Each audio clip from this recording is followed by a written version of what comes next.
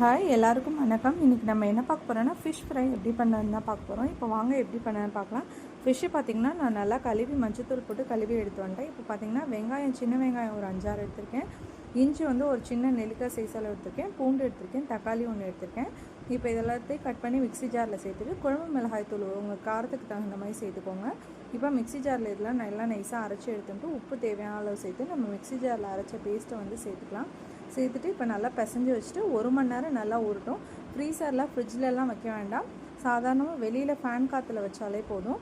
இப்போ பார்த்திங்கன்னா 1 மணி நேரம் 1.5 மணி நேரம் ஆகிடுச்சு. இப்போ ஸ்டவ் ஆன் பண்ணி பாத்திரம் வச்சு எண்ணெய் சேர்த்துக்கலாம். எண்ணெய் காஞ்சதுக்கப்புறம் ஃபிஷ்ஷை வந்து போட்டுடலாம். ஃபிஷ்ஷை பார்த்திங்கன்னா அடிக்கடி திருப்பி விடக்கூடாது. இப்போ போட்டிருக்கோம், இன்னொரு இப்போ திருப்பி விடலாம். அந்த மாதிரி ஒரு சைடு மட்டும்தான் திருப்பி விடணும். ஏன்னா ஃபிஷ் வந்து சாஃப்டாக இருக்கும், பிஞ்சிடும். அதனால் ஒரு தடவை திருப்பி விட்டால் போதும். இப்போ பார்த்திங்கன்னா நம்ம ஃபிஷ் ஃப்ரை வந்து சூப்பராக ரெடி ஆகிடுச்சு பாருங்கள். இதை நீங்களும் வீட்டில் ட்ரை பண்ணி பார்த்துட்டு எப்படி இருக்குன்னு கமெண்ட் பண்ணி